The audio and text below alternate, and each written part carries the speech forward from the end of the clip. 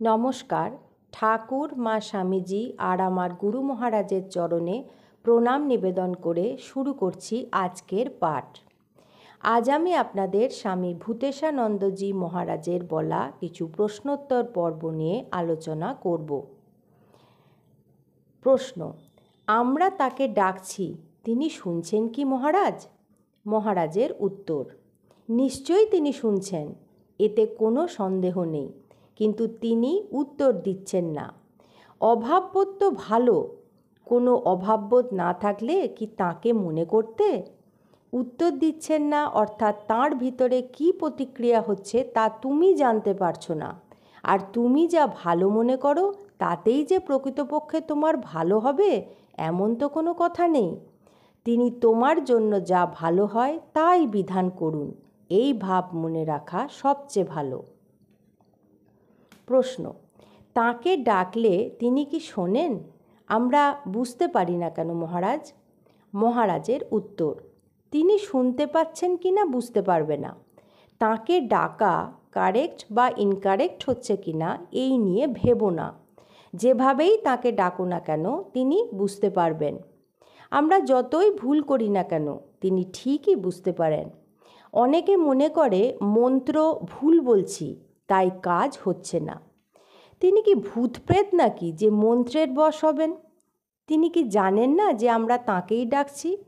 ছেলে যখন বাবা বলে স্পষ্ট উচ্চারণ করতে পারে না তখন বাবা কি বুঝতে পারে না যে ছেলে তাঁকেই ডাকছে?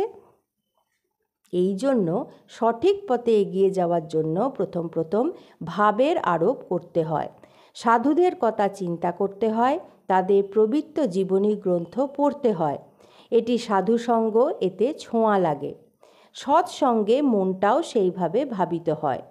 ঠাকুর শ্রীরামকৃষ্ণ যেন জ্বলন্ত আগুন, যেখানে একটি ভিজে কাঠ দিলেও তা জ্বলে উঠবে।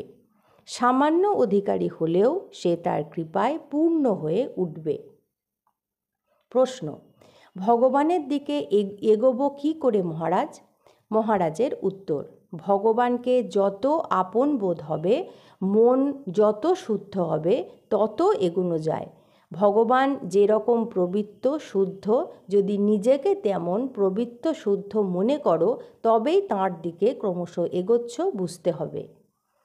প্রশ্ন: ভগবানের দিকে এগোচ্ছি কিনা বুঝবো কী করে? মহারাজের উত্তর: তাঁর সম্বন্ধে মনে যে সন্দেহ থাকে, সংশয় থাকে, তা চলে যাবে। তুমি সত্যনিষ্ঠ হতে পারবে, সকলের প্রতি আরও সহানুভূতিশীল হতে পারবে। তাঁর প্রতি আকর্ষণ বাড়বে আর বিষয়ের প্রতি আকর্ষণ কমবে। ভগবানের দিকে এগোলে এইগুলি হয়। প্রশ্ন: ভগবানকে না দেখলে কি বিশ্বাস হয় মহারাজ? মহারাজের উত্তর: তোমরা কেউ ঠাকুরদাদার বাবাকে দেখেছ? ঠাকুরদাদার বাবা ছিলেন বলে বিশ্বাস হয়? ঠাকুরদাদাকে অনেকে দেখে, ঠাকুরদাদার বাবাকে সবাই দেখে না। সত্যিকারের ভক্তের ভিতরে ভগবানের স্বরূপের অল্প বিস্তর প্রকাশ হতে থাকে। কাজেই ভগবানকে জানতে হলে ভক্তের সঙ্গ করতে হয়। প্রশ্ন: ভগবানকে কি করে দর্শন করব মহারাজ? মহারাজের উত্তর: আমরা বলি ভগবানকে দর্শন করব, কিন্তু কোথায় গিয়ে তাকে দর্শন করতে হবে? আমরা মুখে বলি ভগবান সর্বত্র আছেন, তবু জিজ্ঞাসা করি কোথায় যেতে হবে? আমাদের দেখার যন্ত্রকে পরিষ্কার করলে তবেই তাকে দর্শন করা যায়। আসল কথা হচ্ছে দেখার যন্ত্রটি পরিষ্কার করতে হবে। ঠাকুর বলেছেন, চোখ বন্ধ করলেই তিনি, আর চোখ খুললে তিনি নেই। ধ্যান করলে তিনি, আর ধ্যান না করলেই তিনি নেই। অতএব সবার আগে মনরূপ যন্ত্রকে শুদ্ধ করতে হবে। প্রশ্ন: অবতার পুরুষকে দেখায় কি ঈশ্বর দর্শন? মহারাজের উত্তর: সাধারণ মানুষ ঈশ্বরকে সম্পূর্ণভাবে বুঝতে পারে না, কিন্তু তাঁর অবতারের ভিতর দিয়ে ঈশ্বরের অনেকখানি দেখা যায়। পুরোপুরি মানুষ দেখতে পায় না। সুতরাং অবতার যেন জানলা, যার ভিতর ঈশ্বরের কিছুটা দেখা যায়। যখন সে মাধ্যম স্বরূপ হয়ে যাবে তখন দেখতে পাবে। যখন মানুষ তাতে বিলীন হয় তখন মানুষের মানবরূপ ক্ষুদ্রত্বের আর কিছুই অবশিষ্ট থাকে না। ঠাকুর বলেছেন ছাঁচ, ছাঁচটা চিরকালই থেকে যায়। মানুষের ইন্ডিভিজুয়ালিটি, ব্যক্তিত্বের নাশ হয়, কিন্তু ভগবানের নাশ হয় না। প্রশ্ন, ঈশ্বর চিন্তার পদ্ধতি কী? মহারাজের উত্তর, আগে যা বললুম তোমাদের, জপ, ধ্যান ইত্যাদি।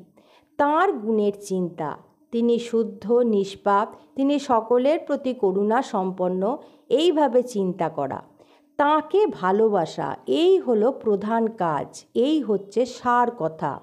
তারপর ঠাকুর বলেছেন যা, তাঁর নাম গুণকীর্তন, তাঁর ভক্ত সঙ্গে বাস বা ভক্ত সঙ্গ করা, এইগুলি হচ্ছে ভগবান লাভের উপায়।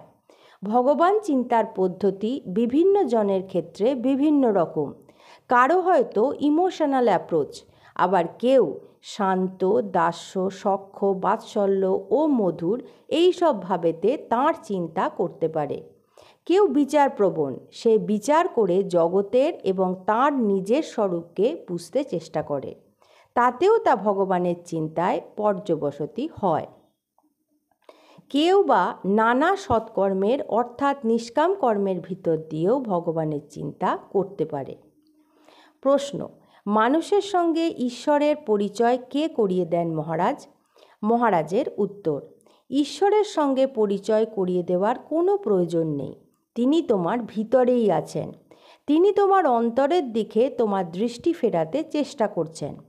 পৃথিবীতে মানুষ সর্বদা নানা সমস্যা নিয়ে ব্যস্ত, অন্তরের দিকে দৃষ্টিই দেয় না। আমাদের দৃষ্টি অন্তর্মুখী করার জন্য কোনো কোনো অসাধারণ ব্যক্তি এই পৃথিবীতে আসেন। তিনি বলে দেন, দেখো, তোমার অন্তরে তাঁকে দেখো। প্রশ্ন, তিনিই কি সব করান মহারাজ? মহারাজের উত্তর, হ্যাঁ, তিনিই সব করাচ্ছেন। তুমি কিছুই করছো না, যদি এই জানো তাহলে নিশ্চিন্ত থাকো, কিন্তু যদি তুমিও করো তিনিও করান তাহলে হবে না। প্রশ্ন, সব তাঁর ইচ্ছাই হচ্ছে বুঝবো কী করে মহারাজ? মহারাজের উত্তর, আমরা যখন নিজের ইচ্ছাকে তাঁর ইচ্ছায় বিলীন করে দিতে পারবো, তখনই বুঝতে পারবো সব তাঁর ইচ্ছাই হচ্ছে, তাঁর আগে নয়। প্রশ্ন, এটিই কি শেষ অবস্থা মহারাজ? মহারাজের উত্তর, শেষ অবস্থা মানে নানাভাবে সেই অবস্থা বর্ণনা করা হয়। এটি একটি বর্ণনা। ঠাকুর বলতেন, নাহং নাহং তুহু তুহু, ভালো করে কথামৃত পড়তে হবে। মায়ের কথা, ভক্ত মালিকা, ঠাকুরের সন্তানদের বই পড়বে। মুশকিল হচ্ছে সাধু সন্তদের জীবনীতে চিনি বালি মিশে যায়, তাতে গোলমালও হয়। মানুষ অলৌকিকতা পছন্দ করে, তাই সাধু সন্তদের জীবনী লিখতে গিয়ে অলৌকিক অনেক কিছু ঢুকিয়ে দেয়। তাই কথামৃত বারবার করে পড়তে হবে, তবেই মনের গড়ন হবে, মন তৈরি হবে, তখন ভালো জিনিস নিতে পারবে, সঠিক ভাবটিও বুঝতে পারবে। আজ এই পর্যন্তই। ঠাকুর, মা স্বামীজি আর আমার গুরু মহারাজের চরণে কামনা করি আপনারা সকলে যেন ভালো থাকুন, সুস্থ থাকুন। নমস্কার।